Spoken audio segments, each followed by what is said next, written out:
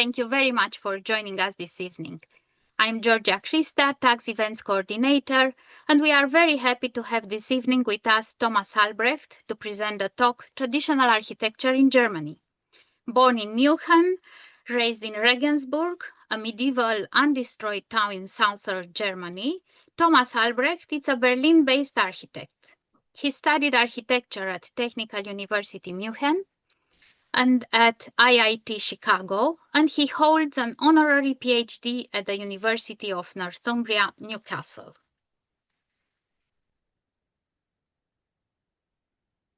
In 1986, Thomas joined the esteemed architecture studio of Hilmer and Sattler, where he has been a partner since 1994.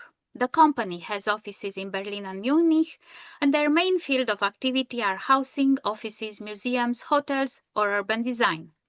Some of their most prestigious projects will be presenting during this evening's talk.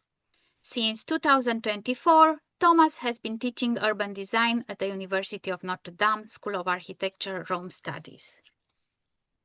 This evening lecture will trace the Germans' post-war rebuilding from the dominance of modernist urban design after 1945 to the turning point of the 1988 International Building Exhibition in Berlin, the situation after reunification, and the current state of the ongoing debate between modernist and traditionalist approaches in German architecture and urbanism. Thomas will also present a few successful reconstruction projects that, beyond reinstating destroyed structures and urban spaces, aspire as the ultimate goal to heal and restore the local identity of these deeply challenged spaces. I will give now the word to Thomas. The stage will be his, but before I would like to announce that, as usual, the talk will be followed by a session of questions and answers. If you have questions during the talk, please type your question on the message bar at the bottom of the screen, and after the talk I will invite you to unmute your microphone and ask directly your questions. Thomas, the stage is yours, and once again, thank you very much for offering us this very interesting talk. Thank you so much. You can hear me? Yes. Okay. I hear you very well. I hope everybody's hearing you. Okay, so Yes. it's great honor for me, Georgia, that I am able to talk here. Last year, I heard the talk of our common friend Ettore Mazzola, and I worked a lot on this lecture because I have to deal now with about 160 years of architecture, which is a big task, but it was a great chance of learning. So I will start with the first image. What do I have to do? Yes, please share the screen. Mach das. I have a helping hand. Relax and take your time. Yeah. That's fine. And no, not nächste. Nee, es geht nicht hin. The first figure I want to talk about is the great architect James Hobrecht. James Hobrecht was the one who planned Berlin. Berlin was the capital of Germany since 1870, and before that, 1850, the city was growing rapidly. And this gentleman was a very wise man. You see here, can you see the plan? We see the onion-shaped center of Berlin, and in a little darker color, how the city was developed till the end of the Napoleonic Wars in 1815. And what we see here, the outskirts, was a very sensitive system which was referring to the center. You see the circular roads. You see the little piazzas which interrupt his grid. He was certainly very much influenced by Baron Haussmann from Paris. And this wonderful urban design, where the city was growing mostly to the eastern direction, is still very influential to our thinking of architecture, of developing cities. We will talk about the center of Berlin, because Berlin has a has a tragic role in the very tragic history of Germany. What we see here in the middle is the darker part. It's the center of Berlin, and the gray parts is the outside. You must know that the diameter of the city is between 35 and 60 kilometers. So it's a huge city, and we will talk about this area here, this center, which I lined, which are the areas Mitte and Tiergarten. Mitte is number one on the right side, and Tiergarten is on the left side. And a wonderful figure I want to mention is Hans Stimmann, the great planner who was the city's building director between 1991 and 2006.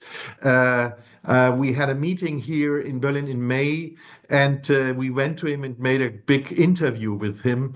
So this was on the 10th of May. Unfortunately, Hans Stimmann died 4 weeks ago, and he was a real great person. I will talk about it later. I'm very proud of this photo because this was done out of the situation. And on the right side, you see Die gemordete Stadt by Jobst Siedler, which is a very influential book about which started the turning point of urban design. And on the left side, you have the handbook of architectural education of Notre Dame. And Hans Stimmann was very concentrated and was very fit. So till his last day, he was a great thinker.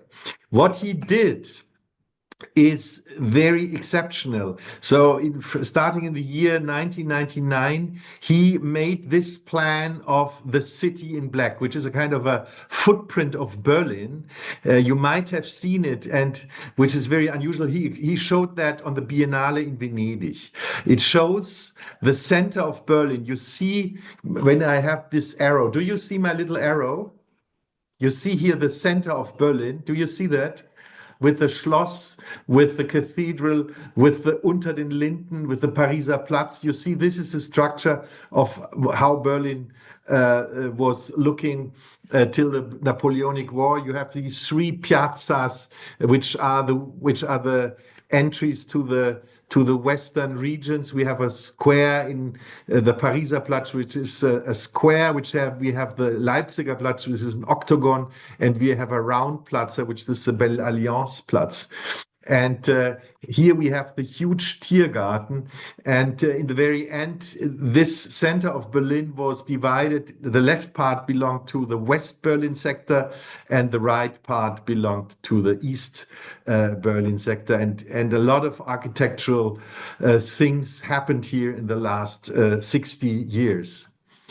This is the closer look on the center of Berlin. You see here in the upper right side the Schloss, which was constructed in the early 18th century, and you see two little red dots, and the right that red dot is the starting line for the huge Unter den Linden Straße, which is referring on this gate, on this balcony, and the other one is the referring point, the axis which runs to the Altes Museum of Karl Friedrich von Schinkel.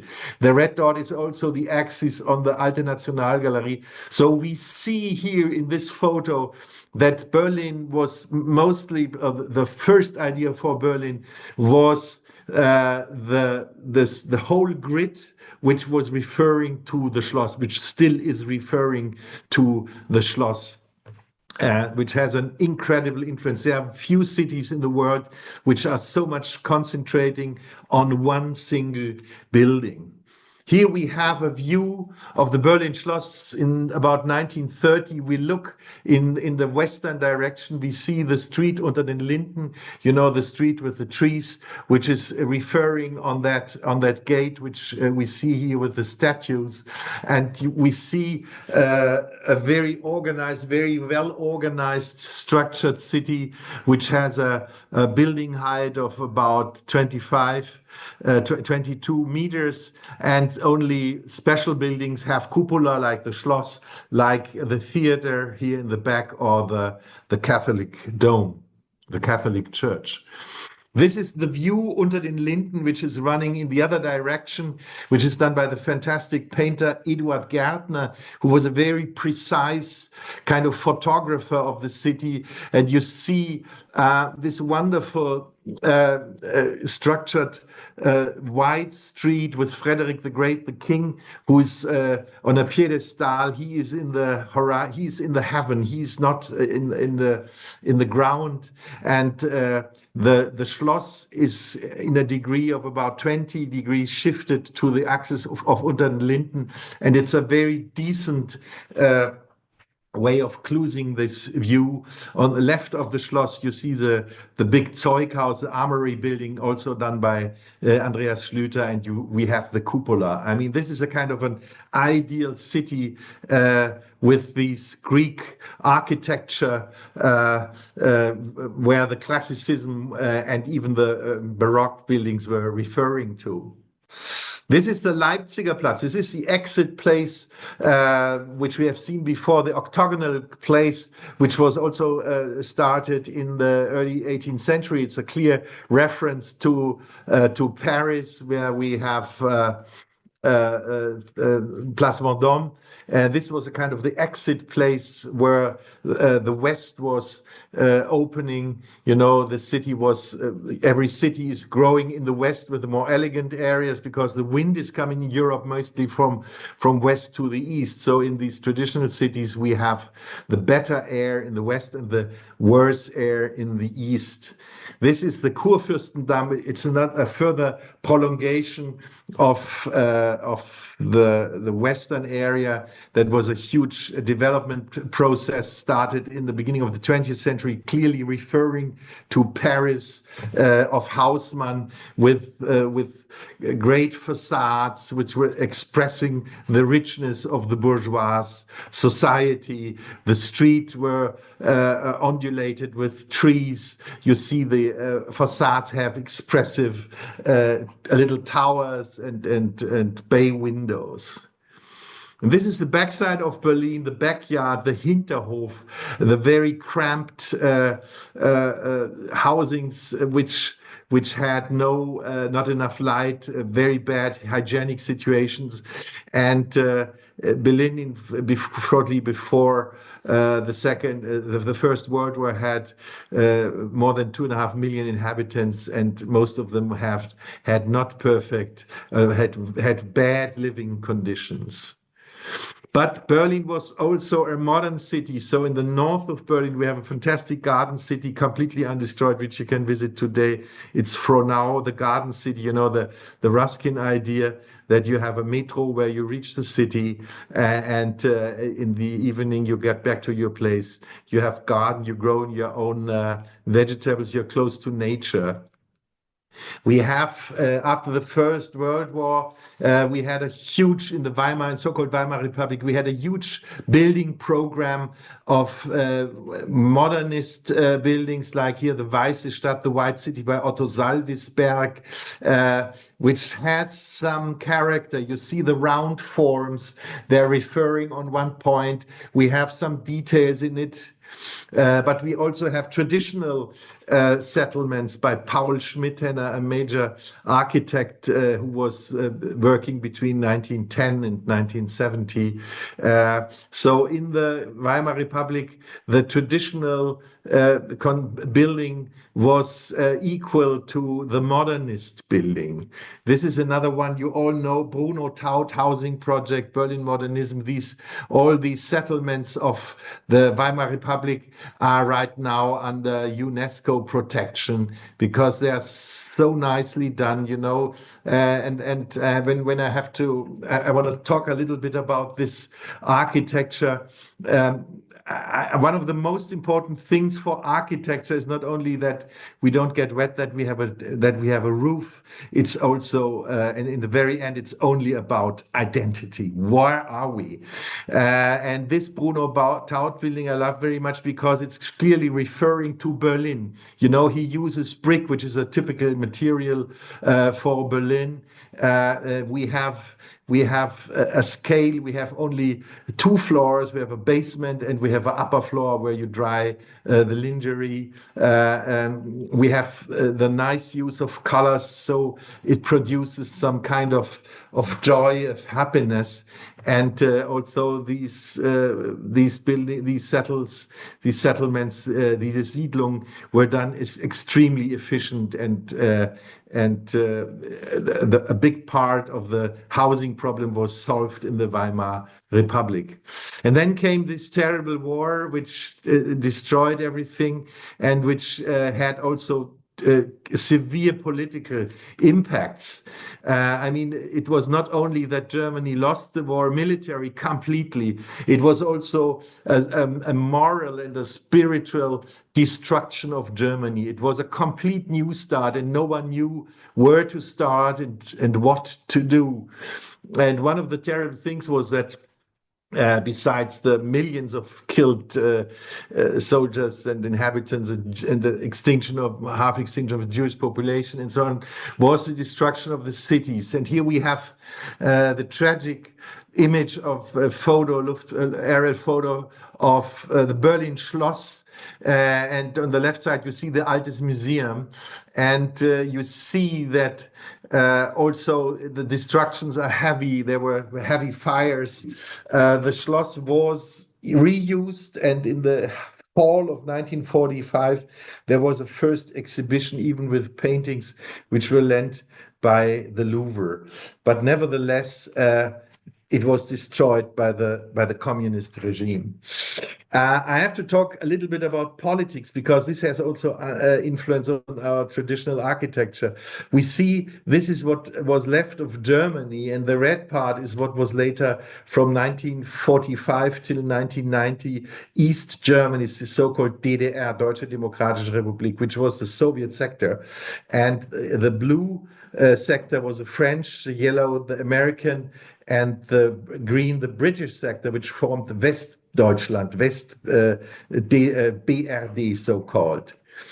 And the same image of this partition in West and East was applied to Berlin. So the eastern part you see on the right side of the photo is East Berlin in red, and on the left side, Reinickendorf in the north is French. British is green and yellow is American. This was West Berlin.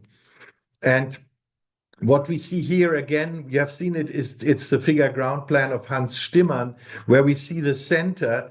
And this is the most shocking thing you have ever seen. The blue buildings don't exist any longer in the year 1950. So what we see here is a kind of destruction which is coming close to Hiroshima and Nagasaki. It's a complete or nearly complete taking away of construction of identity. And another 30% of what we see here in black has also vanished between 1950 and 1990. But the terrible story goes on. In the year 1948 till 49, the Russians closed off West Berlin, and West Berlin was only kept alive by the famous Berlin Air Bridge. At that time, the planes were very slow, very, very small. They could only carry 4 to 5 tons of food.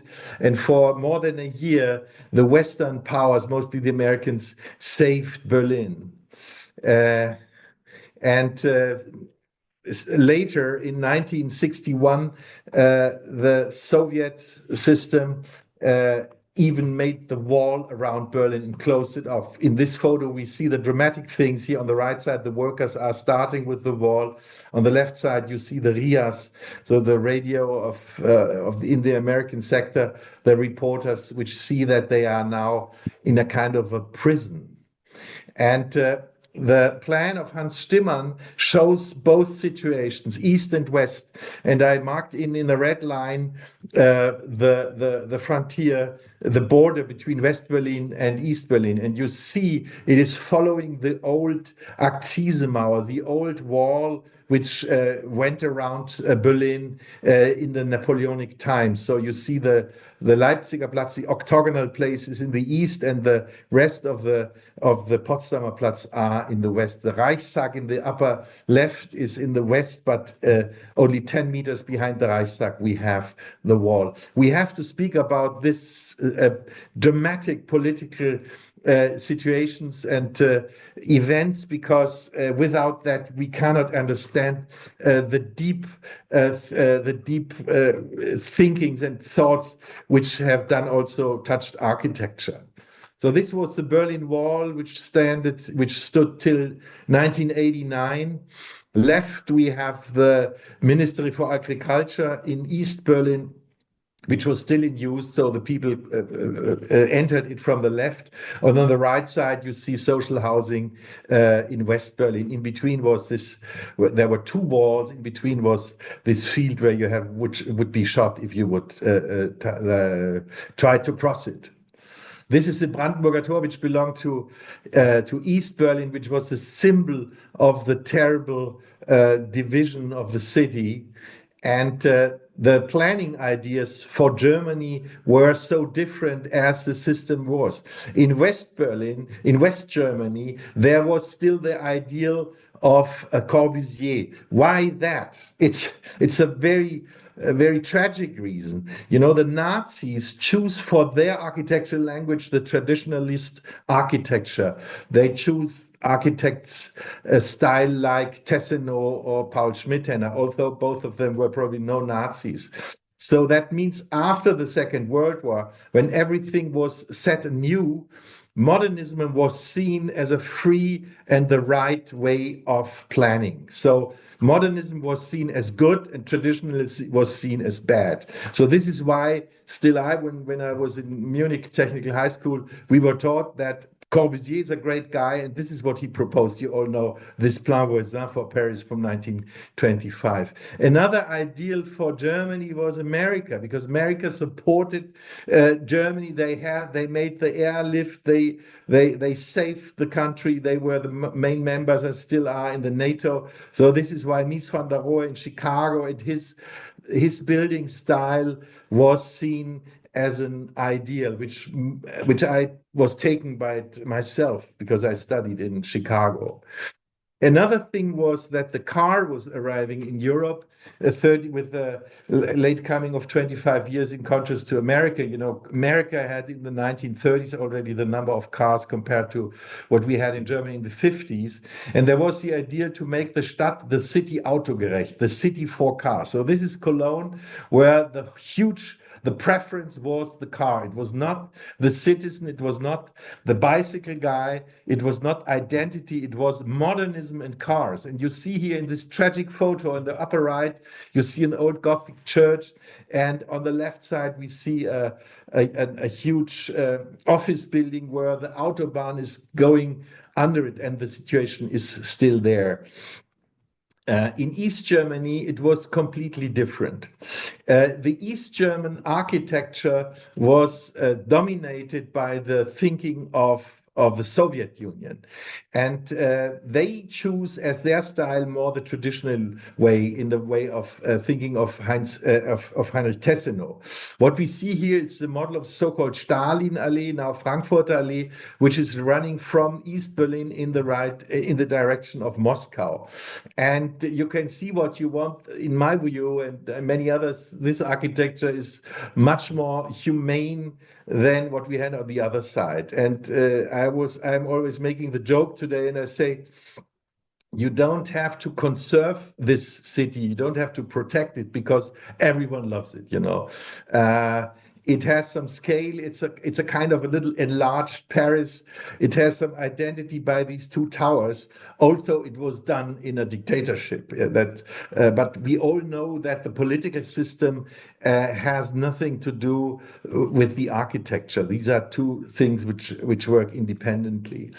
But in the beginning of the 70s, the style in East Germany changed, and in the Eastern country. The problem was that they didn't have enough craftsmen, because a craftsman has a lot of identity and self-esteem, and most of them fled to West Germany. This is why they built the wall in 1961, and the main building process was done in factories, because you can control people easier when they work in a factory. So this is why they made these precast concrete buildings, all in East Germany, and they are terrible. They are just terrible.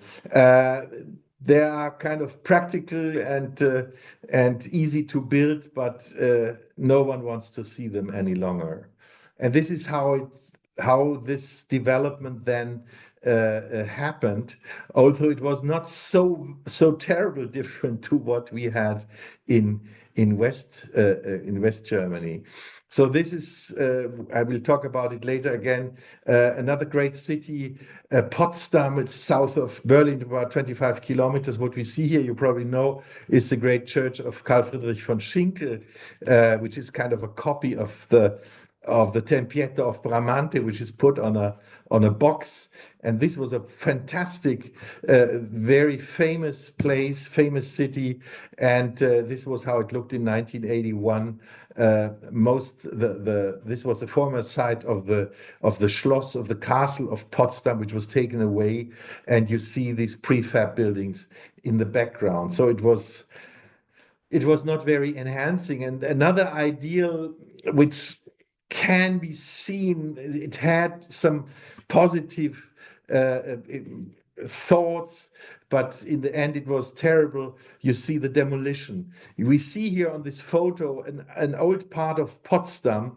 This photo comes from the year 1988, where it was planned to take down this wonderful housing construction of the 18th century. And on the right side we see the poster what was planned to be replaced, and this is panel construction, this prefab concrete.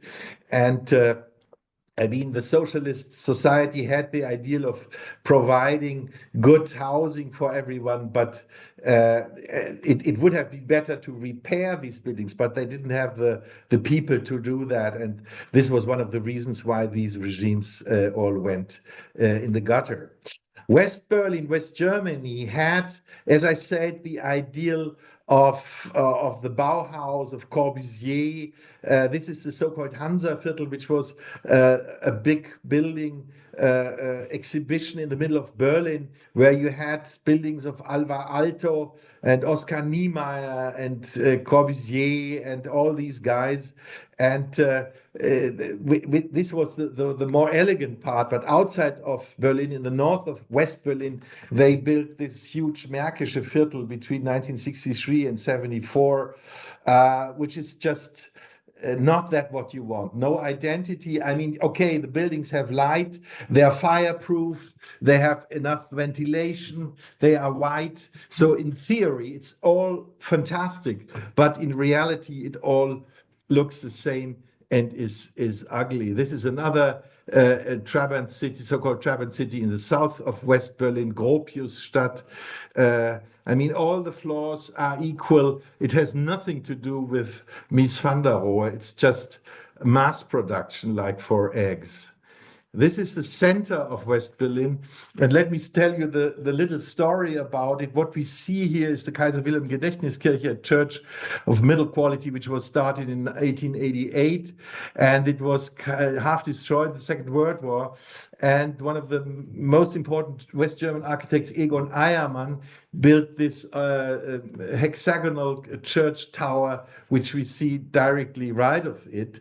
And it was planned to tear down the old church and just have the new church being the kind of the center of West Berlin.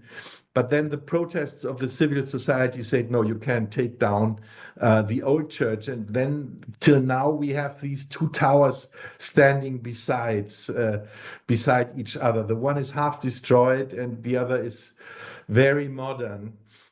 You see what turned out of the Kurfürstendamm. We have a lot of advertisements.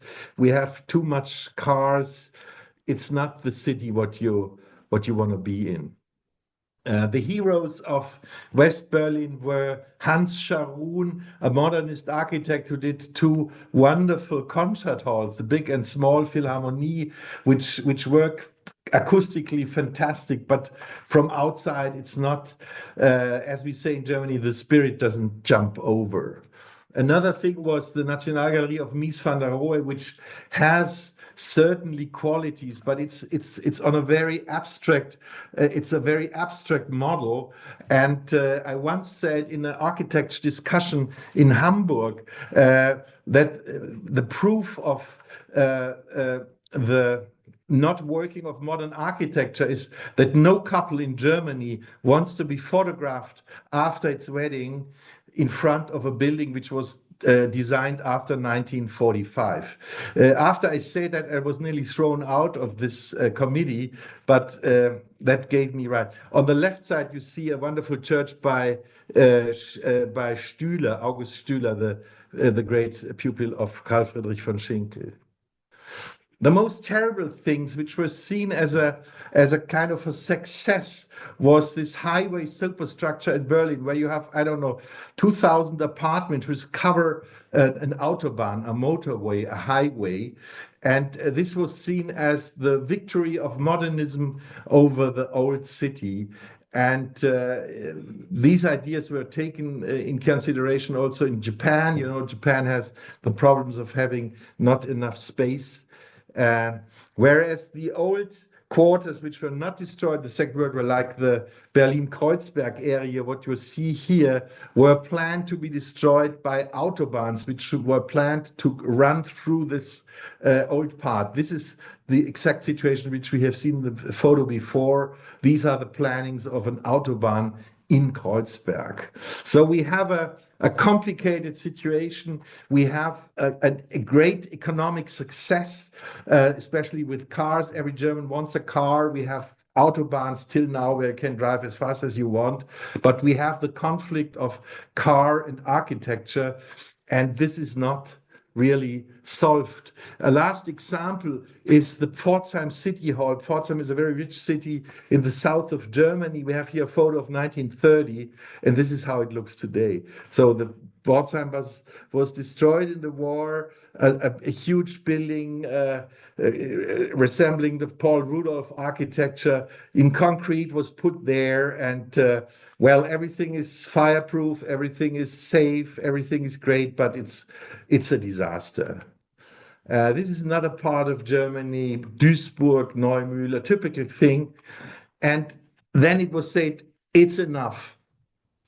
So we have the great guy, Wolf Jobst Ziedler, who printed the book, The Murdered City in 1964, where he said, we can't destroy our cities. That doesn't make sense. And in this book, which was lying on the table of Hans Stimmann, you saw it before, The Murdered City, he was showing these contrasts of these cities before the First World War and how they look now. This is, again, you will see it's Kurfürst Kaiser Wilhelm Gedächtniskirche in Berlin. And parallel, the American-Canadian journalist Jane Jacobs said, we can't go on there. This is not a way of success. You know, we have also Aldo Rossi, who wrote the book L'Architettura della Città in 1964, who said the most precious thing we have in Europe are the centers of our cities, and we have to save them because this is our culture, this is our identity, these are our images which we carry with us. So Berlin had a lot of money. West Berlin had a lot of money. They were sponsored in an incredible way. And they decided to do the International Bauausstellung, Internationale Bauausstellung from 1980 to 88 to get, it was primarily an urban repair shop with respect to former footprint, former function, detail, and social impact. And when you see this is Kurfürstendamm at the beginning of the IBA, International Building Exhibition, we had great people working here, influential here. The one is the recently died Leon Krier. his brother Rob Krier. We had Aldo Rossi, the wonderful North Italian architect and theorist, and they did really change the world. This is the urban design of Rob Krier, the Rauchstraße. It's a social housing project where you don't build these kilometer-long structures. You say we build singular houses which are resembling the former villas which were placed here in the middle of Berlin in the Tiergarten. This is what came out. The buildings are still in fantastic shape, and they were done by different architects, not to be duplicated. You know, it's boring when you have 3 times the same building, but when you give it to 3 different architects, you get 3 different houses. So we have here this final round building by Rob Krier, wonderful, with this private park where children can play. We have scale. We have only 4 floors. We have green. Everything is fine. And the wonderful thing is the floor ratio, the density of these IBA projects is similar to the Märkisches Viertel in the north. So it's not spoiling, it's not spending ground. It's just another way of thinking. Here on the left side is one of my favorite buildings. It's the Rauchstraße. It's the western end of the Rob Krier project. This building by Aldo Rossi, which looks very normal, very elegant. You know this wonderful sentence of Adolf Loos, who said, "When a building is very good, you can pass it without noticing it. But when you notice it, you see the fine detail." You know, it's very, very typical Berlin. It has the language of the brick. It has some steel because Berlin was an industrial city.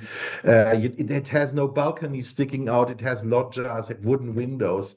A fantastic work of Aldo Rossi. My partners, Hilmer and Sattler, we were also engaged in the IBA. We did this also social housing project, 4 floors, not far from the Rob Krier site, which has we had money for doing that. We have nice details in the basis. We have, which you see here, we have a nice roof detail, and that these photos were taken only 2 years ago. So after 30 years, it all works and it's possible. Another great project was a repair in Kreuzberg, Ritterstraße.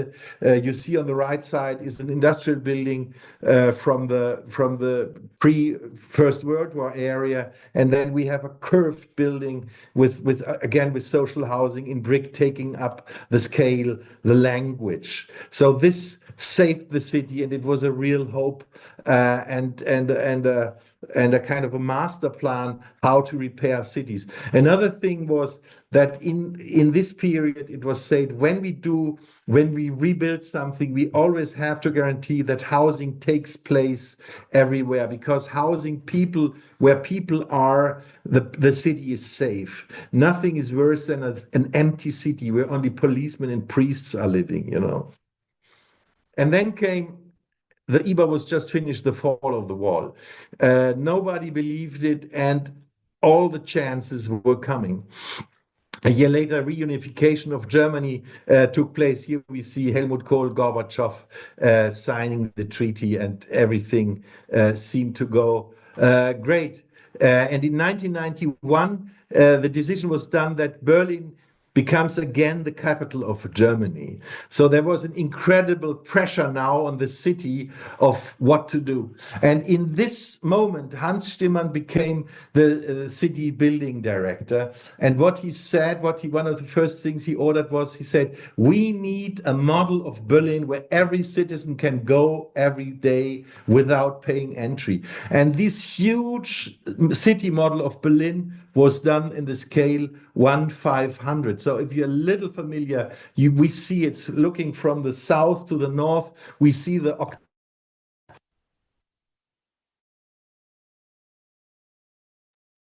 I can't hear you anymore, Thomas. Your microphone died.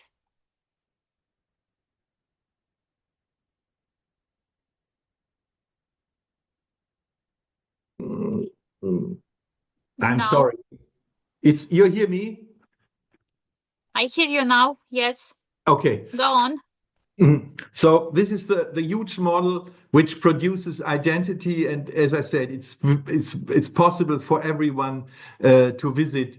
And you see the buildings in wood are the ones who were new. So when you do a planning in Berlin, you also have to make a little sketch for the city's model maker.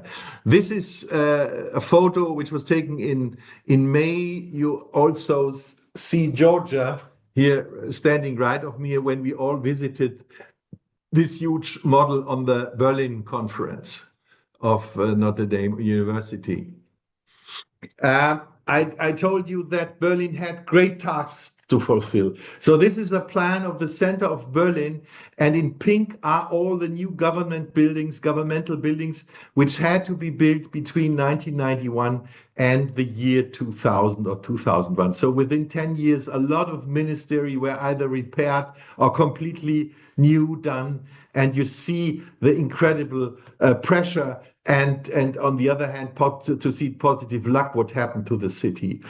Another thing was done, there was done the new tunnel north-south, which is nearly 4 kilometers long, which was a long idea since the end of the 19th century, with a central new train station, which had all to be built parallel in the middle of Berlin. And in 1991, there was then the international competition, Potsdamer Leipziger Platz, to define the middle of Berlin, which was completely empty. I told you before, we had this Leipziger Platz here, Place Vendôme, in these different stages. You know that Friedrich Gilly, the great architect who died so young, made a monument for Frederick the Great in the middle of Leipziger Platz, which was never executed. And this is how Potsdamer Leipziger Platz looked in 1988. You can't believe the absurdity of the situation. When you see the wonderful film Himmel über Berlin by Wim Wenders, who described this situation, that a vivid city on the left and the right has an empty place in between.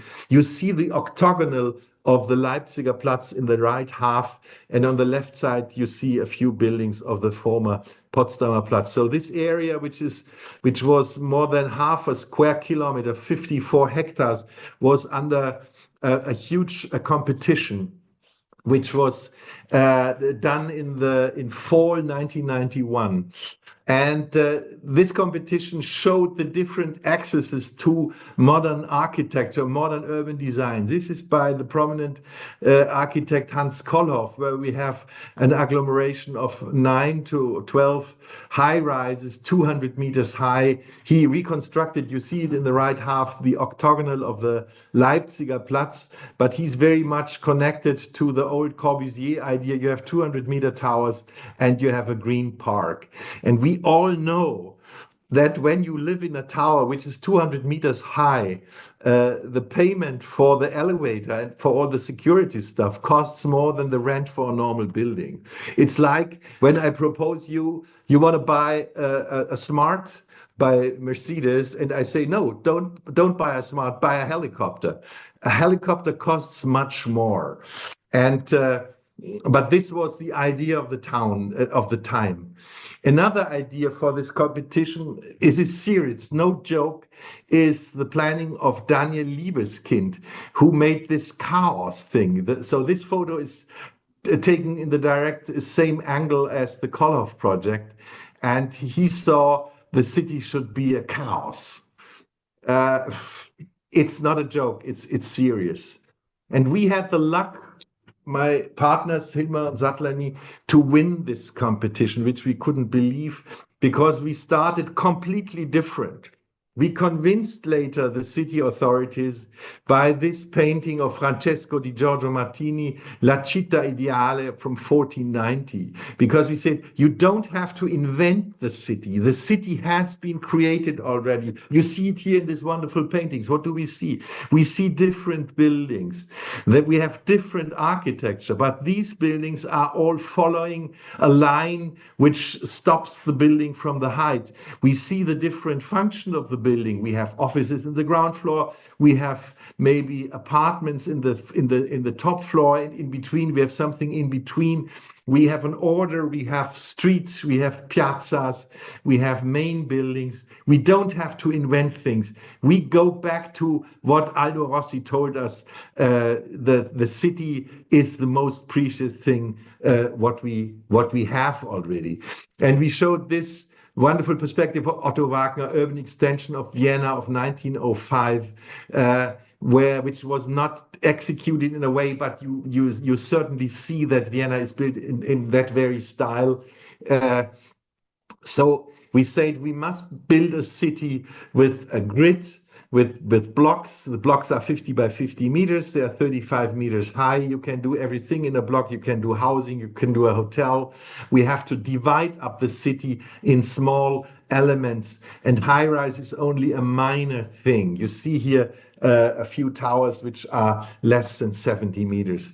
And these are the perspective we have. We proposed a big park with water, with trees, and this is the relation that the blocks are 35 meters high, the streets are 70.5 meters wide, so we have a relation of 1 to 2.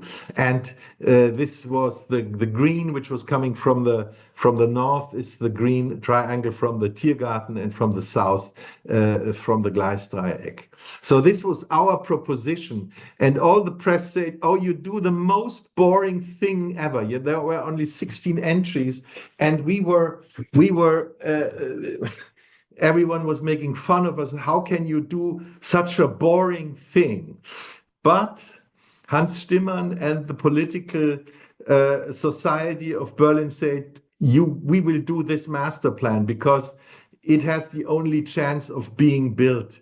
We don't need something which is never built. And I give you a very bad example now. A year later, there was a competition of the Alexanderplatz, and there was a proposition of building 25 high rises with 200 meters. And guess how many of these 200 meters towers have been built, although the competition is 33 years ago? None. Whereas Potsdamer Platz was finished 9 years later. So you can see that I'm very proud on what we did there, because we see that urban design must be kind of boring or vernacular. It must be normal, like what Haussmann proposed and what James Albrecht proposed.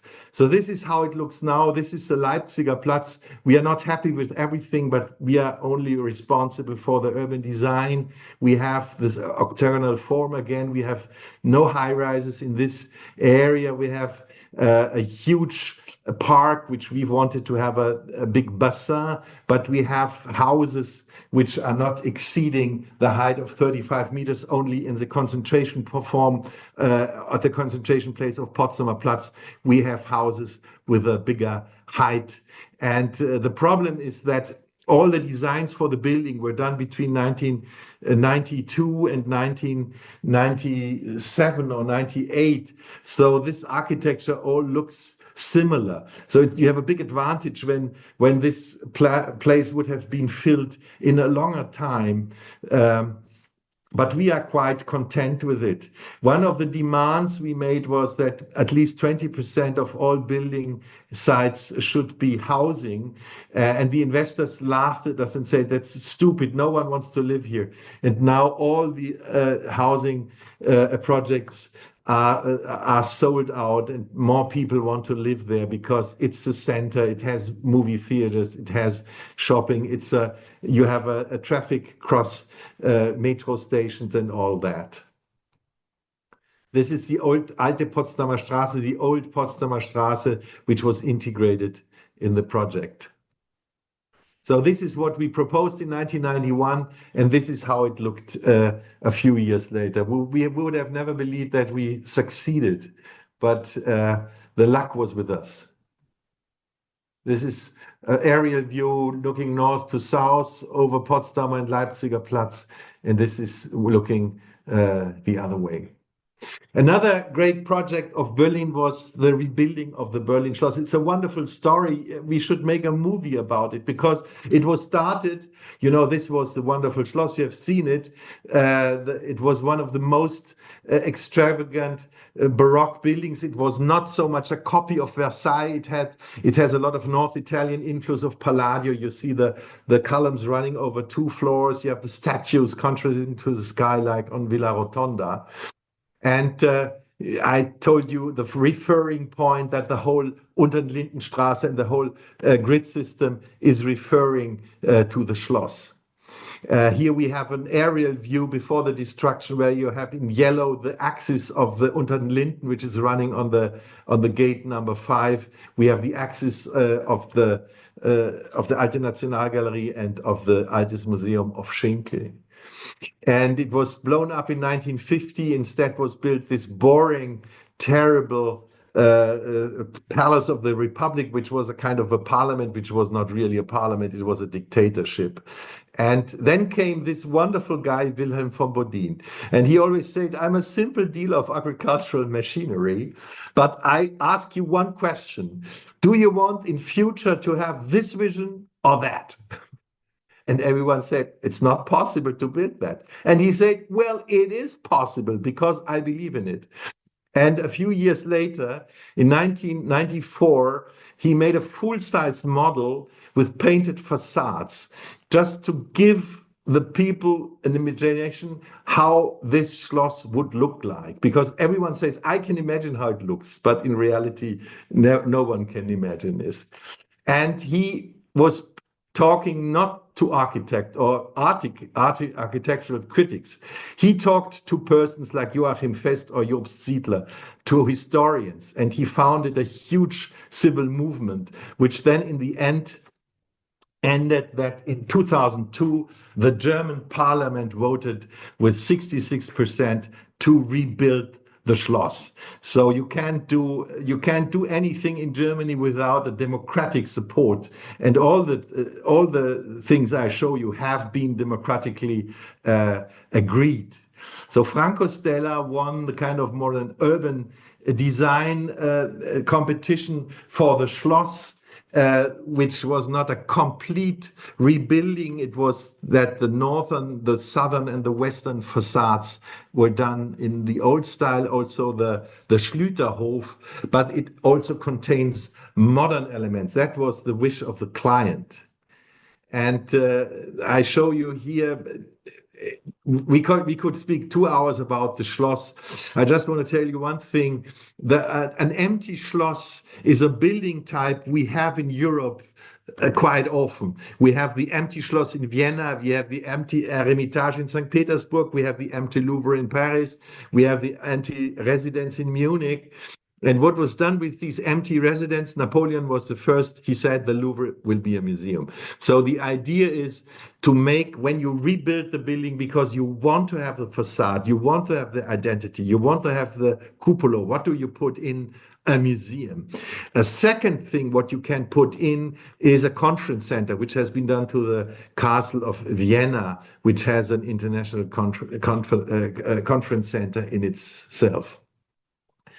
And Franco Stella and our office, we built a firm, and between 2009 and 2022, we rebuilt this Schloss for 680 million, and it was in budget and in time. And this is the facade, which is it's a wonderful construction. It's the building consists of 2 parts. It's an inner part of concrete, which was paid by the German government, and it's an outside part, which are the facades, which was paid by Wilhelm von Bodin and his friends. And these friends of Wilhelm von Bodin paid for the facade and for the cupola, and he collected more than 125 millions. So this is a great success for traditional architecture that I have to tell the strongest nation in Europe, in its middle, in its capital, doesn't rebuild a high rise of 300 meters. It rebuilds an ancient structure, a Baroque structure which was done in 1715 with a cupola of 1846. Yeah, this is a message. This is a message to Europe that we say maybe it's modern inside, but from the outside we want to have this traditional look because the surroundings are also still traditional buildings. And I show you a few photos of it. We worked on it with more than 30 people, and it was a great fun. It was a great fun. This is the facade looking to the south. This is the courtyard, the Schlüterhof, and in the axis you see in the gateway running to the north, you see the facade of the Alte Nationalgalerie. This is how these Baroque buildings were referring to each other, although the Alte Nationalgalerie was done in the middle of the 19th century, so they later referred to it. Yeah, this is a staircase which then can be built inside in the next years.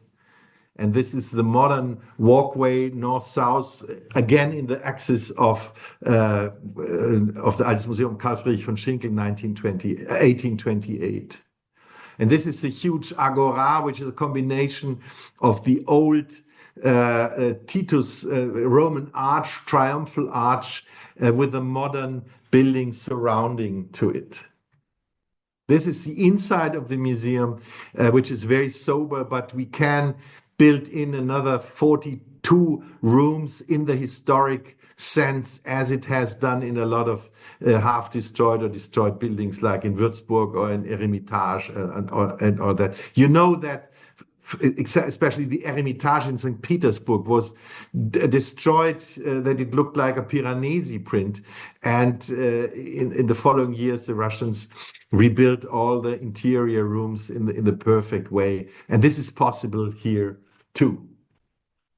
We have other great examples. Frankfurt am Main, we have this great architect friend, Christoph Meckler, who's very influential. And to make a long story short, this terrible concrete structure was torn down at the beginning of the 2000s. And this is how the site is looking now.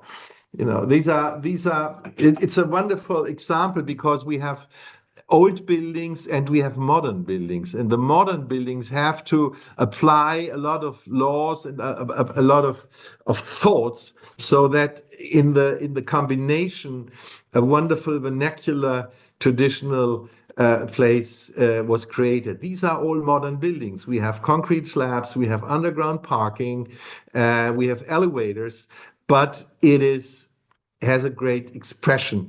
And we all know that even in the 19th century, the architects built in their way with steel beams, with wood beams, and they applied facades of different facade types, of Gothic, of neo-Baroque. So architecture is always a kind of theater. We have a great theaterman, August Everding, who was a great Munich man, and he said the greatest form of theater is architecture. Wonderfully enough, most of the architectural critics in Germany don't like it. Also, when you are there, you cannot walk through because there are so many people who say, "Oh, why don't you build that more often?" Another example, Dresden. This is Wilhelm Güttler, one of the trumpeters of the Dresden Philharmonic Orchestra. And he said, "I want that the Frauenkirche of Dresden is to be rebuilt," which was a wonderful cupola church, 100 meters high. And this is what he got. You know, Dresden always had a strong identity. They saw themselves as the contrast. It's in East Germany. It was a kind of a contrast city to East Berlin, and they gained the money. They collected the money, and they did not only rebuild the church. You see the fragments of the so-called spolios of the old parts. They also built the old town in the way it was conceived in the middle of the 18th century. So most of the buildings we see here, I think all of them are new. People come here and say, "Wonderful." And there's this wonderful joke that the great Venetian painter Canaletto came in the middle of the 18th century and painted this city. And these paintings, which are kind of early photography because Canaletto used lenses, the people said when Güttler started the project, we want the Canaletto view back. This is the Canaletto view, how he painted it in 1748, and this is how it looks now. So there's hope. A last example, and then I'm done, is the city of Potsdam. We have a lot of politicians who were really engaged for this wonderful city, and the main figure is Matthias Platzek, who, when he was a young guy under the communist regime, helped saving historical buildings. This was, as Potsdam was kind of the headquarter of the army, the King of Prussia had his own castle. It was a very fine city, one of the nicest in Germany. We have seen how it looked in the 80s with these terrible high rises, prefab autobahns and all that, with these prefab office buildings.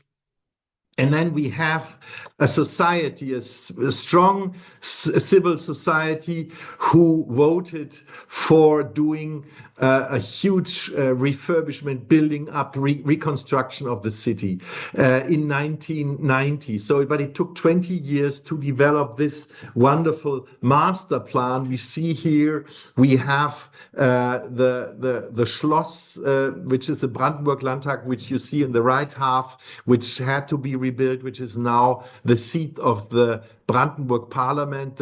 Brandenburg is a state of Germany, one of the states. We have the buildings between the Brandenburger Landtag and the river, and we have these other buildings in the north, which are in dark red, and they were conceived in a way that it was clearly said we want some buildings having perfectly rebuilt, like the facades of the Landtag, like the Barberini Palazzo, like the Garnisonkirche. And we have buildings in the sense of the Frankfurt reconstruction, which follow all different building lines and regulations are allowed to be modern. And this city succeeded. And I show you here now the success story of Potsdam. You know, I'm very optimistic. This is the new built regional parliament, the Potsdamer Schloss, which has the historic facades, and inside it's a modern parliament. Not far from it is the so-called counterpart building of the civil society, which is also done.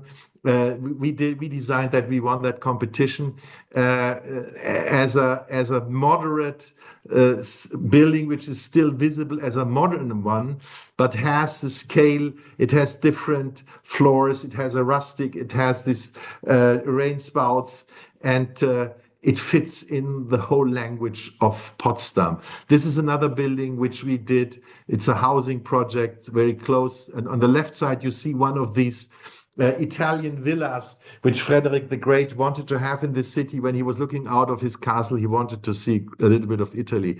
So this is a great Palazzo Barberini. It has nothing to do with the family Barberini. It's just a kind of a copy of the Palazzo Barberini of Rome, which Frederick the Great ordered. It had nothing inside of importance. This was destroyed. It was blown up. We rebuilt it for the German high-tech guy, Hasso Plattner. This is the interior of the museum. This is Hasso Plattner. He has a wonderful collection of 34 Monet painting, which he's showing to the public in Potsdam. And this is the new situation we have now. And you must see that all the buildings you see here are new.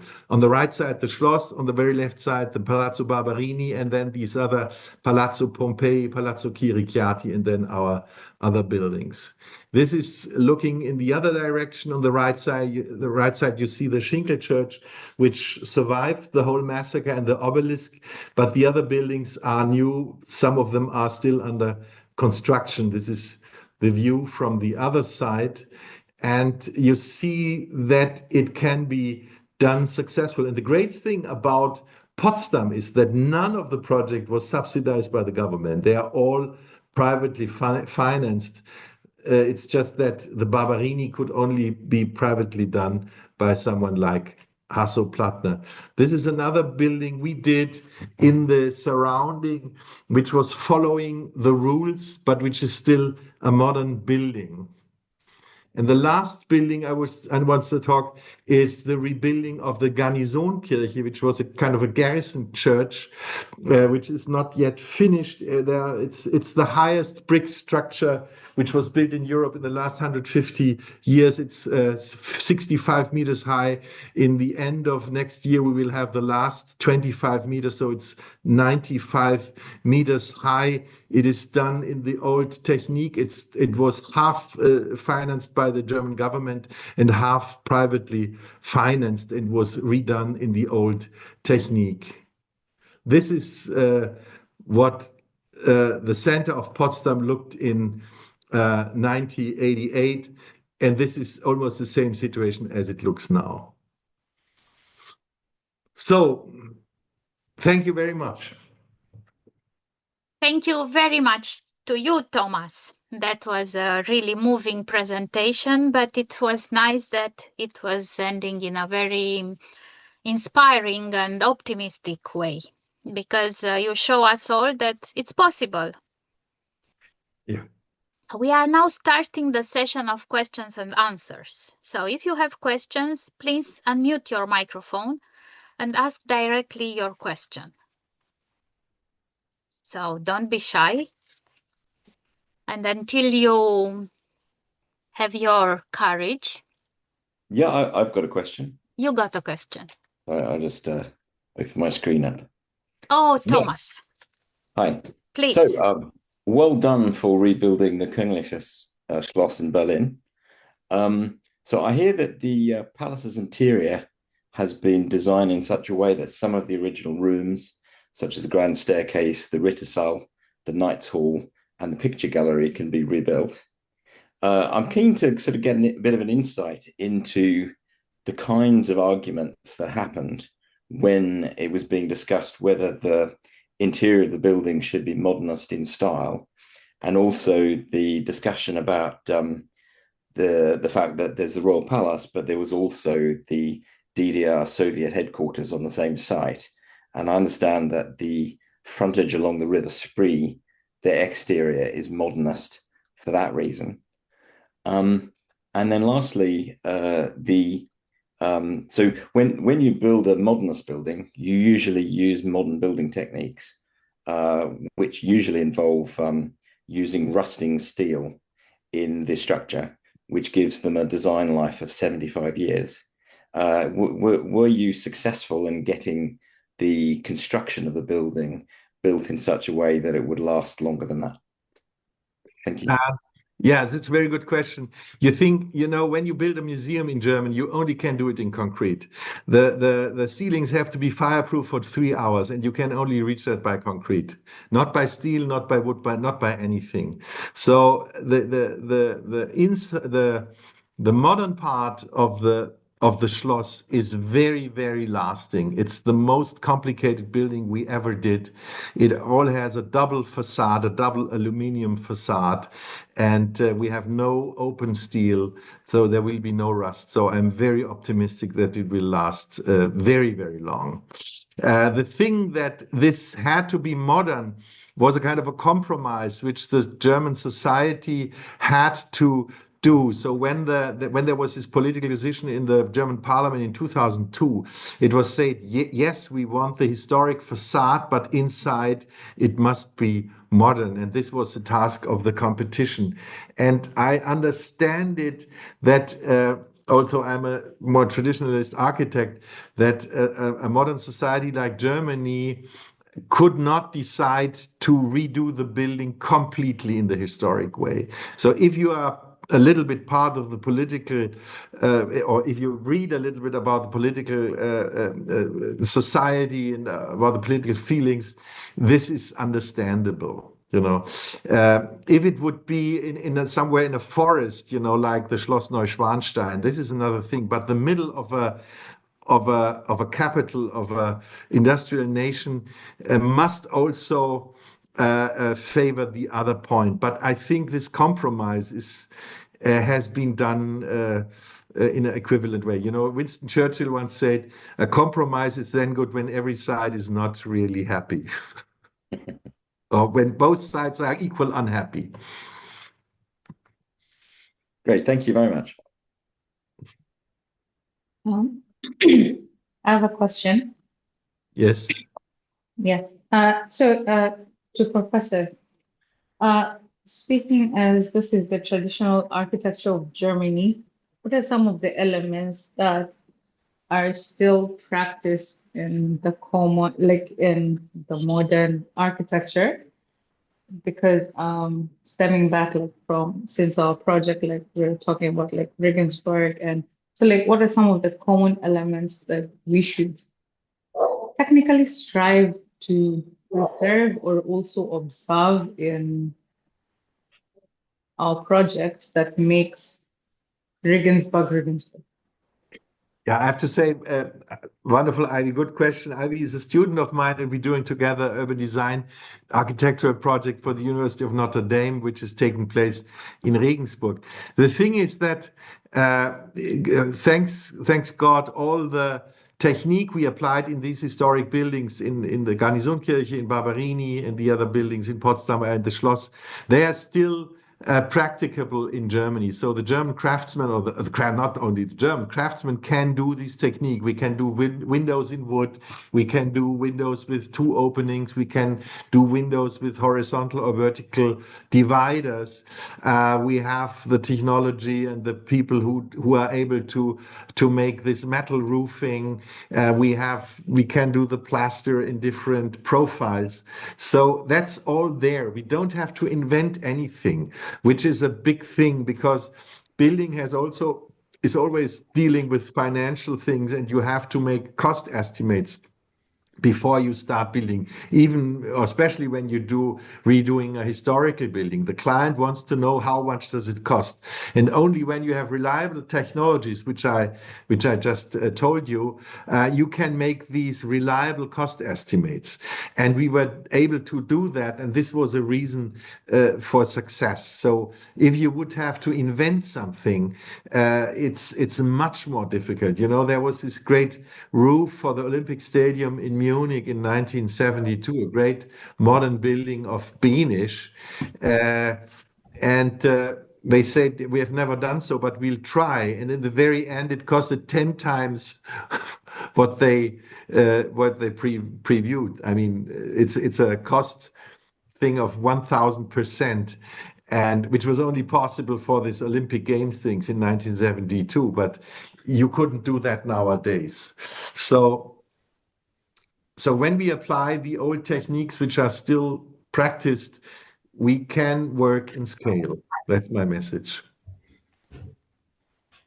Please ask Next your question. Oh, hello. Hello. Thanks, Thomas, for this fascinating talk. I was just wondering, in Germany, I mean, a few areas have been reconstructed now, incredibly successful. What would be your top 10 areas which should be reconstructed in Germany? As the next step, you mean? Yes, well, I mean, you probably have some areas in mind which should be reconstructed as well. And I'm just wondering whether you have kind of a top 10 of places which should. Yeah. I mean, there is the city of Hagen where we had a project, and the center of Hagen is one of the most devastated one, and that could need a real refreshment. The center of Hagen. So the whole Ruhr area has a lot of them. And another one is Cologne, Cologne, where we still have these cities, these streets which are running under the office buildings that could really need some redoing, getting away from the car system. So that would be Cologne, that would be Hagen. Well, I have to confess, I never thought about it in that way, but Stuttgart has a lot of traffic in its inner city, and when we look to Paris, what has been done by the great Mayor Hidalgo, who said we can take out 30% of the cars of the city, and everyone said no, it won't work. It works. I mean, Paris is still existing, so we could do that in Stuttgart too, and.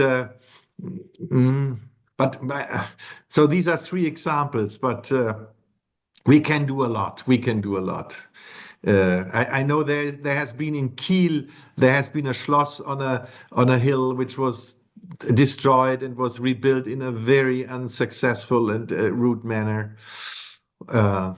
Yeah, there's lots to do. It's open. So this is a hope for public engagement of citizens, because you see from all the projects, it's all supported by citizens. It's not done by one single person against others. In the contrary, it's a majority of people who want the project and who need some figure of crystallization, like Wilhelm von Bodin or Hasso Plattner and all these people. So there's hope that there's a lot to do. There's a lot to do. All right, thanks. And one other quick question. I mean, in Germany, in Brunswick, they've reconstructed the castle and put a department store in it. Yeah. It worked quite nice because the street Bolweg used to be the main thing in Brunswick. But then after the demolition of the castle in the 60s, it totally went down to be a drug addict area. And now it has become very popular. But the thing is, with these reconstructing castles from a totally different area, I mean, it's from kings and some other people who weren't very successful in the past in Germany. Isn't it sometimes a bit odd to have reconstructed things that there's no use for it anymore? And you kind of think, well, if you look at the old department stores from the 20s or something, in Hamburg, for example, Munzburg, there was an incredibly nice department store with an incredibly nice facade. Wouldn't it be more appropriate to do something, if you have an department store, rather than having a Schloss facade, doing something new, which kind of is more fitting, but also enhances the city and improves it? Well, I would say no. The thing is, I spoke also with a lot of people who gave money for this project, and they want to be enhanced by the project. They must be fascinated. And the best architecture was applied to castles. The other thing is what we see here in the picture is the Parliament of Brandenburg is sitting in the Schloss right now, and they did a very nice thing. You see it also in the photo on the left side in the courtyard. They have a public restaurant where you can sit on the roof and be inside the castle. So this was a huge point to attract people to come there, which is a very intelligent way. And you're very right. You need a use for the building. When you rebuild something, you must have a use, and this use must be used by the people. It can't stay empty. You need to be attractive. And this is a question which really has to be solved, as the German government cannot support historic architecture in a way that they pay for the limestone work, which costs, I don't know, 4,000 euro per square meter when you do a relief. So I think it has to be decided from case to case, but it must be really attractive. I mean, this is the most important thing. I mean, if there would be a very attractive apartment store, maybe it could be done, but it must be evaluated from case to case. All right, thanks. Thank you. Max, you have a question. Hi, can you hear me? Yes. Great talk, by the way. I wanted to ask you if you believe that there's any hope of demolishing the eyesore Mercure Hotel Tower in Potsdam that I believe this current picture is being taken of. There's a lot of hope. I heard that the elevators which run there, I mean, they're an essential part of the high rise. They will they will lose their legal how it's a legal support.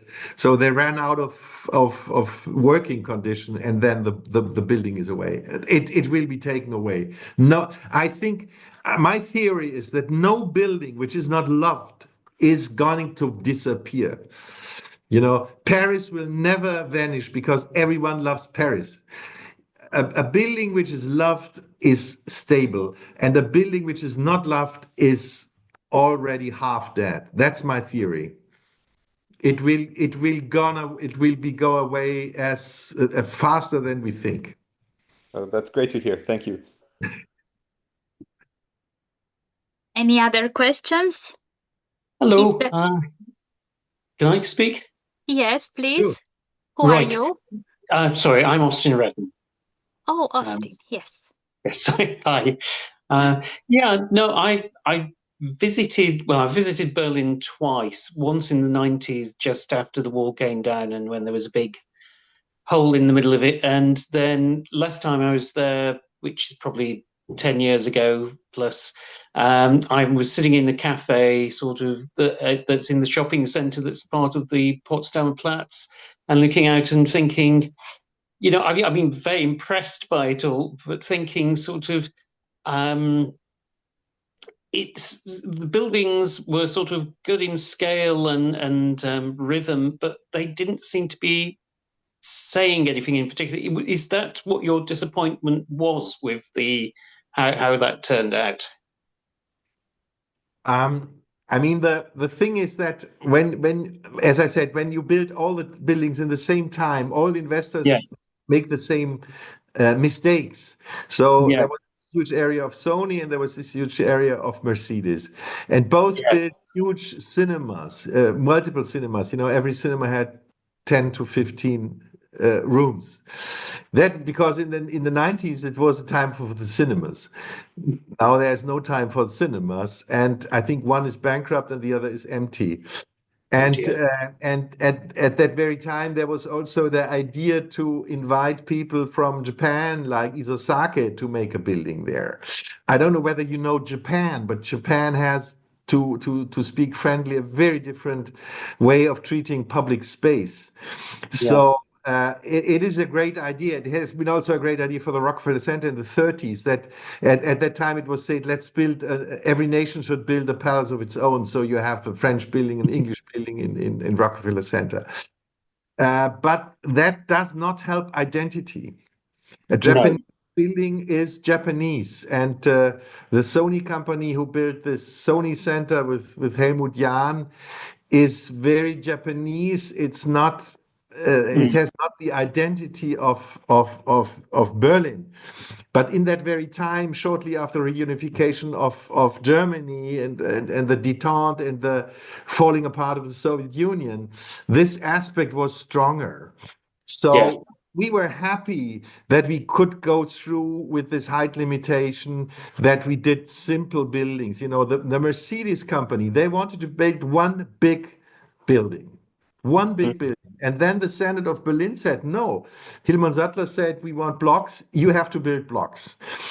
And 5 years after the whole Mercedes stuff was finished, the chief of Mercedes, who went out of office after that, he came to us and said, Edzard Reuter was his name. He said, thank you that you saved us from your own stupidity. And that was one of the greatest victories we ever had, because we were foreseeing that I mean, you must know it's you can't hardly to imagine, but in 1991 there was no personal computers. So No. the financial department of a company was sitting in the next house. Now it's sitting in Australia, or it's done by artificial intelligence. So the technological changes which are coming are so fast that the architecture has either to react by complete flexibility, which means build it up in blocks, or you don't do anything. And we were happy enough that we could go through with our little scale, with our small scale thinking, although we didn't know either that the computer will be making such an effort and will be so advantaged. So we were happy about lots of things, but you know, when you're an architect, you are so unhappy of all the mistakes you see, and you see much more mistakes than the others in your own thing. And I understand what you say. And we were very unhappy about the big shopping mall which Mercedes put in its area. But right now, all the shopping malls are closing. You know that a third of the shopping malls in America is dead, and a third is dying. So we need architecture who is able to take up the daily spirit, the daily changes which are coming in our time. And this is the great thing about vernacular architecture. I mean, we have buildings in Europe and in every continent, which served as housings, which have been a school, which has been a hospital, which can be a university, which couldn't do everything because they're flexible, you know, and that's what we need: identity outside and flexibility inside. Yeah. Thank you. Thank you very much. Vigo has a question. Yes. Hello. Good evening, Mr. Albrecht. Hello. I wanted to say thank you, first of all, for your talk. This was very interesting. I'm a 3D artist and architectural designer from Mainz, Germany. And I want to ask you about the role of 3D visualizations and CGI pictures when designing and marketing traditional and classical architecture buildings. How important are they in your opinion? And is there interest in them in the industry of classical and traditional architecture, and are they helpful for your cause? Thank you. I mean, the three buildings we did, Schloss, Garnisonkirche, and Barberini, the pictures which we fought with or which we used were paintings of Gärtner, of Eduard Gärtner, who painted in the second half of the 19th century.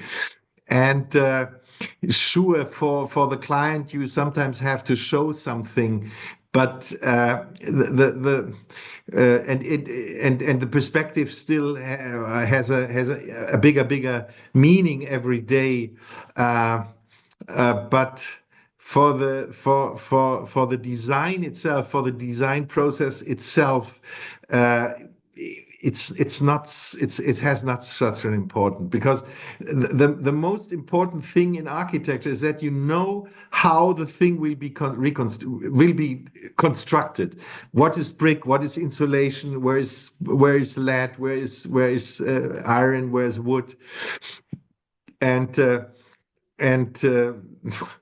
well, it's, you know, it's perspectives can seduce very, very easily, and you must have the seriosity of saying it will look like that, and these parts will get older in that period, and the reality is the reality in architecture and not the 3D drawing. You see, this is. I mean, we have wonderful people in the office who can do that, but they are also the greatest ability of them is that they know how to construct a window and how big the window is and how much the lead or the metal plate should look out to be done in the right way to fulfill all the legal requirements. But yes. Yes, 3D drawings are important, but architecture is not a film. It's more serious, you see. If I may ask, my question was in relation to marketing classical architecture buildings to governments, to cities, and telling them, showing them a vision of the photorealistic 3D renderings, basically showing them a vision of the future, to convince them or change their opinion or their mind if they're going for a more modernistic approach. My question was in relation to marketing and convincing and changing opinions. I mean, we don't do the marketing. The marketing is done by someone different. For example, the white building you see here down in the Potsdam, the marketing was done by someone else. And as I said, to convince politicians, to convince sponsors, you show them an old painting. You show them the Garnisonkirche was painted by Eduard Gärtner in, I don't know, 1862, and it looked that way, and it will look the same. This is more worth than the best 3D thing. Because when you look for sponsors, we don't. I mean, we are happy about every euro which is coming, but the people. And it's not so difficult to collect money for historic rebuildings. I can tell you, but they must be convinced that they do something new, but they must more to be convinced to do something old. There's this wonderful saying nowadays: we have more trust in former times than in modern times, which was done by an Egyptologist lady, Aleida Assmann. So, as I said, you convince more by a historic painting or print than by a modern thing. But sure, for when you sell apartments, when you sell things, the selling people, they use wonderful 3D drawings and visualizations you're doing. Thank you. Thank you very much for the answer. Christiana Marie has a question. Yes. So kind of going off of the last question, and your answer, Professor, how would you convince a committee or a city to go ahead with a traditional or classical design for new construction?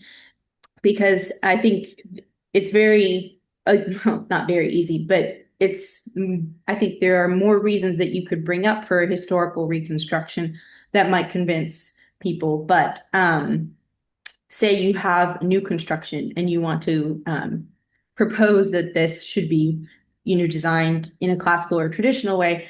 How would you go about that? And then secondly, for less civic projects as well, how would you convince people of the value of traditional architectural design?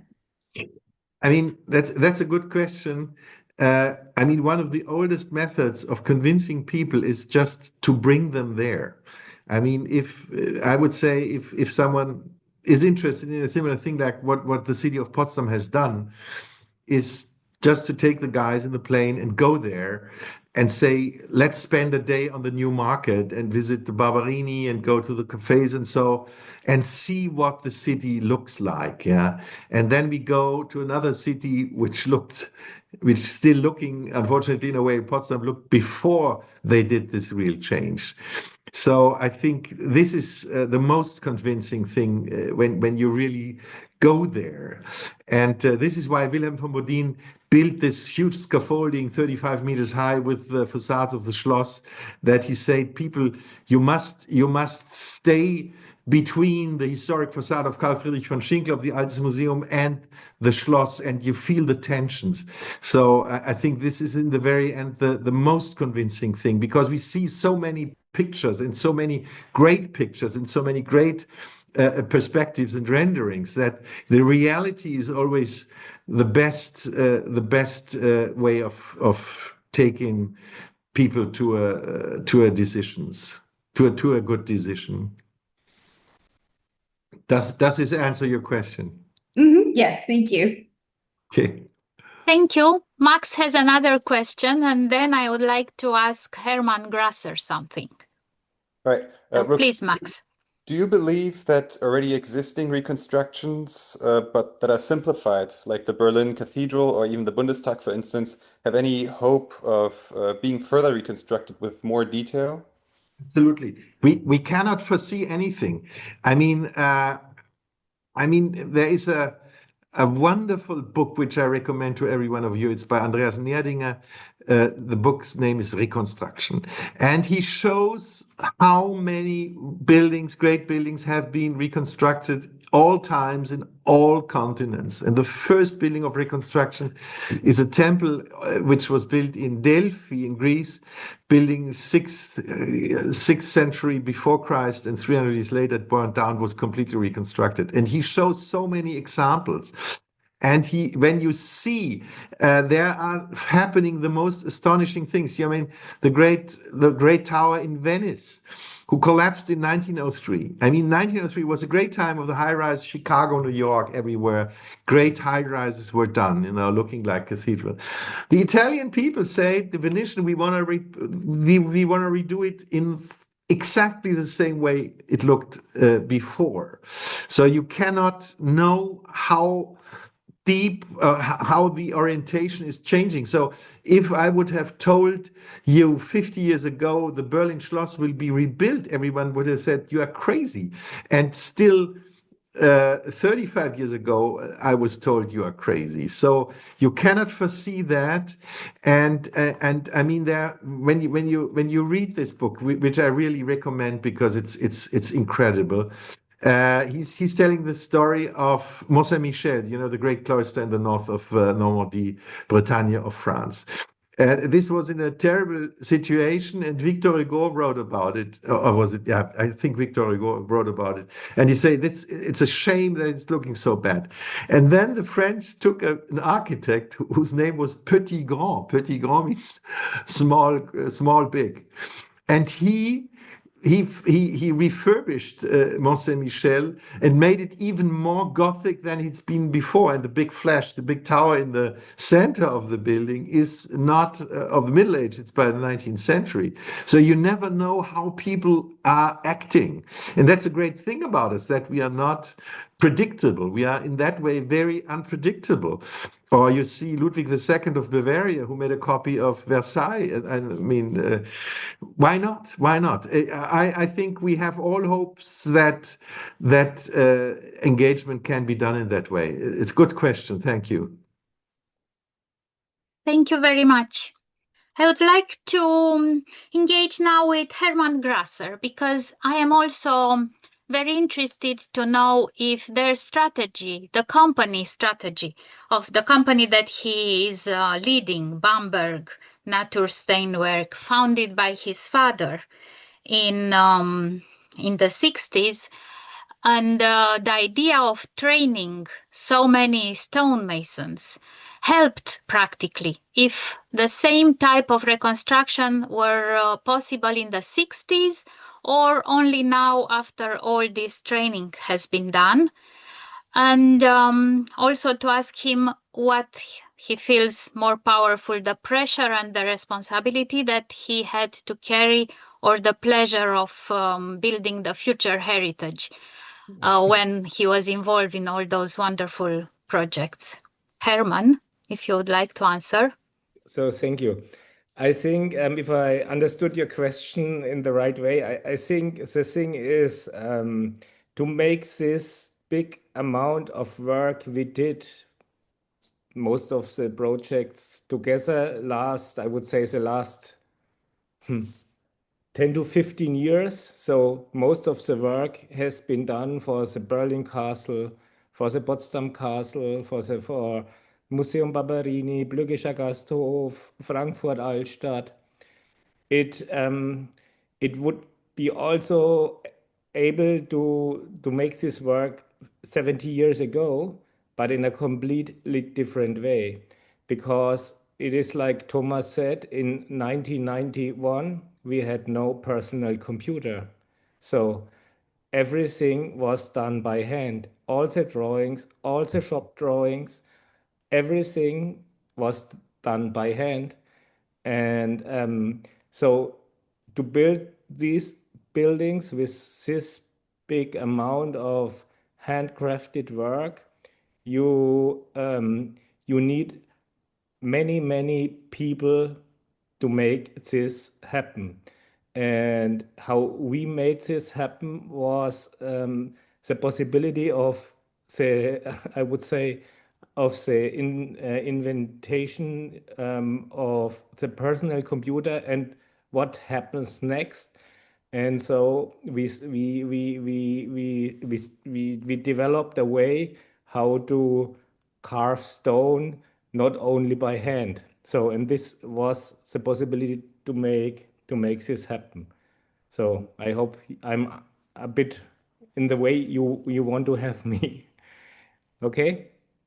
Yes, that's very good. And I thought your strategy of training so many stonemason helped very much. So without those trained...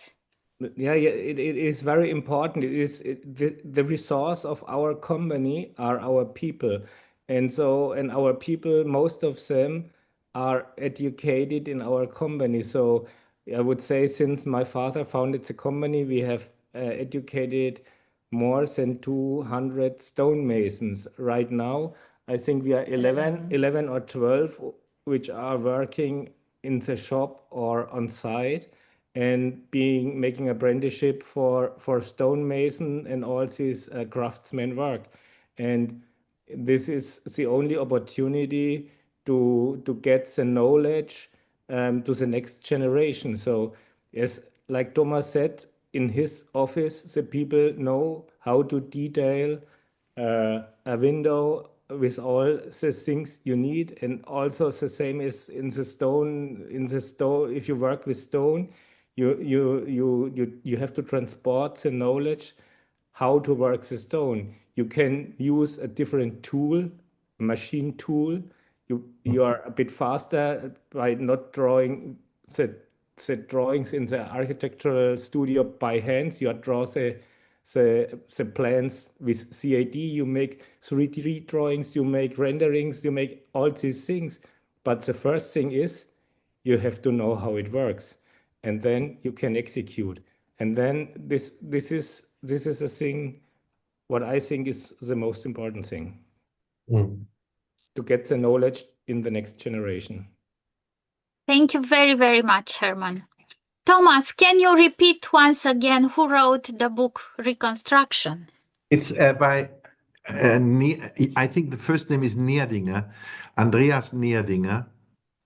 And he was a former director of the Munich Architectural Museum. I think Winfried. Sorry, yeah, thank you, Winfried or Wilfried Neerdinger, I don't know. Winfried or Wilfried Neerdinger, and the name of the book is Hermann. Oh, I have to just a 100 moment. points for Hermann. Show it again, please. Wilfried Neerdinger, and he's. We don't see the author. We see only the. But if you can write it in the chat, that would be extremely.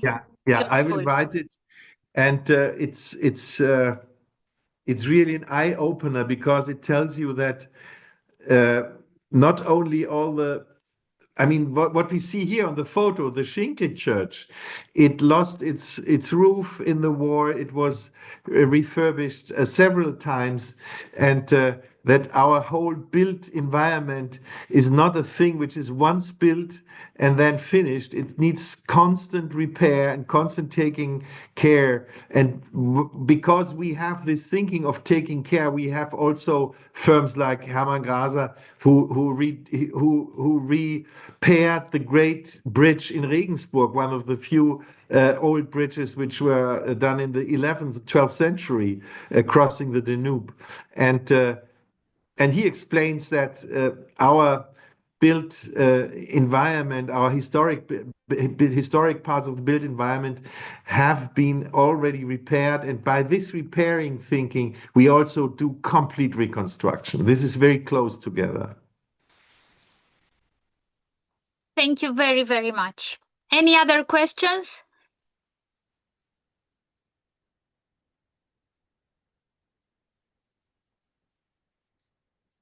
The talk is recorded and it will be uploaded later on YouTube in 2 weeks or something. So you can rewatch and enjoy each aspect.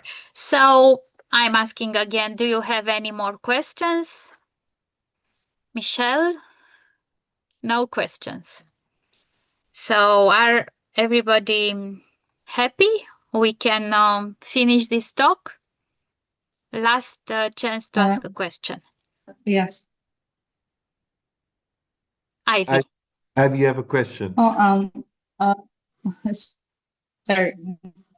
Mine is not to ask a question, but to say thank you for the presentation. This was a nice insight into Germany and the traditional architecture.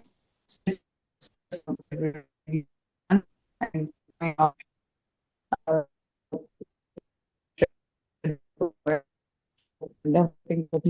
like when you get like so traditional architecture in various places. We can't hear you very well, Ivy, unfortunately. So thank you. Thank you. I actually have the last question, Thomas. The modern part of the Berlin Schloss. Yes. Can they be built traditional later? Was that a strategy? Do you have this in plan?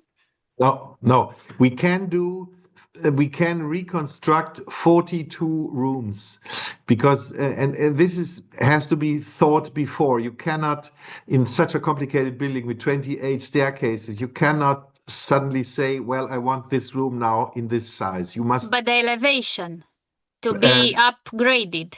No, that won't be possible, and I think that this Schloss has this new facade looking to the east also shows what terrible harm had been done to this Schloss. I mean that it was blown up and was rebuilt. But I think when we redo the 42 rooms inside, and the first rooms have been redone already, also with the help of Hermann Graser and his firm, we will have gained a lot of history. I mean, no, I have to say no. This won't be possible. I mean, the Renaissance part of Berlin Schloss has not been rebuilt, and as answering the question before, maybe this will be rebuilt, but changing the modern facades, that will be nearly impossible. Or maybe you have to put something in front of it or something. Maybe. Thank you, but that probably would change the proportions of the building anyway. It's difficult to make it, to add another elevation. So last question, any more questions or we can conclude? Are you hearing me? Yeah? Yes? Yeah. My question was about the Schloss, because you rebuild it like in the historic way. But the modern part with some modern parts. And the question was, why not keep some historic way of the DDR building? Not like the whole thing or facade, only like a strip, or to remind that this was there sometime. Yeah. I have to tell you, the decision how much to keep from the Palast der Republik was not done by me, it was done by the client. The client is very important. The client was the Deutsche Bundestag. I think the decision to take down the Palast der Republik completely was right, because combining all the new is very, very, very difficult. And there's a joke, what's a camel? A camel is a racing horse which was designed by a committee. And tell me, it's not sarcastic, but please tell me one building which consists of two parts which still has a unity. I don't know any. And I'm not, in theory, it sounds great. Journalists like that. Yeah. But tell me one building in the world which fulfilled these two things and still is great. I don't know any, I mean, you have the Palazzo of Karl V in the Alhambra, but these are two separate buildings, This or the thing in Cordoba. This maybe the Cordoba is the only thing where it works, but I couldn't see a thing which would. Maybe the Krönungskirche in Aachen. Well, the Krönungskirche in Aachen is a building which is the surfaces are mostly done in the second half of the 19th century. This is not a historic building to me. It's a 19th century building. But I wanna know. It's really serious. I mean, architecture is deciding, does it succeed or not? There is, for me, no building where these two things have been fulfilled, and the society didn't want it. I mean, it was the Cold War. It's also the architecture of the victory. I have to confess that. Also, Wilhelm von Dini is not a type who wanted that, but. I think it's much more important when we speak about the Berlin Schloss that we have old and modern parts than one of this bad East German architecture. I tell you another thing: if the Palast Republik would have been designed by Mies van der Rohe or Louis Kahn, it would never be torn down because people would have loved it. The thing was, nobody loved the building. It was not a great building. And maybe there are journalists who tell me it was a great building. I am convinced it was not a great building. And I'm not the only one who sees that way. And I don't see, you can do compromises, but this wouldn't be a compromise. This would be a disaster. It was also on the thinking, like, to remind the brutal way to explore the whole Schloss, and only to show people that this part was also there, not to forget this section of history. But the other thing is, when you want to convince people to donate 125 million euro to a project, the project must be convincing. If you tell people, I do a compromise, I'm now sarcastic, I do a compromise, please, I want to collect money, you wouldn't have gained the 125 millions. It must be really in one thing, in one spirit. And that worked with the design we had. It wasn't a critic. It was only like. No, it's a good question. It's a good question, but I get very emotional. There is this Castel in Verona by Carlo Scarpa, which I was told when I studied architecture it would be a very great thing. I'm so disappointed when we went there recently, and he contrasted this old structure of this Gothic castle with modern concrete and rusty steel. I don't think it's great. I don't see it. I can't see it. But this may be very personal. Okay, yeah. Thank you for answering my question. Okay. Thank you, Nikolaus. I think for your question, there are other non-intrusive ways of interpretation. For instance, you can go and look at a Schloss with some VR goggles and switch from how it was, how it is, and you can have the effect that you are looking for without making a compromise on the architectural object. Yeah, that's right. That's right. So if there are no other questions, I would like to thank you very much, everybody, and especially to Thomas for this very interesting and passionate talk. We felt your passion for Berlin and everything that went there, and to the public for their presence. And I would like to tell you that I will hope to see you back in the October TAG Talk, when we will have the opportunity to meet and see the outstanding work of a young but very talented British architect, Tom Turner, recognized by Country Life as one of the leading country house architects in Britain. His talk, Homes of Belonging, the Vernacular Architecture of Southeast England, will take place on 16th of October. So I hope to see you all, or at least a part. And I would like to wish you a wonderful evening and to thank you again. Thank you and good night. Good night. Thank you very much. Have a good evening. Thank you. Have a good evening. Thank you. Thank you. Good night. Thank you. Bye. Good night. It's a good night. Thank you very much. Bye. Thank you.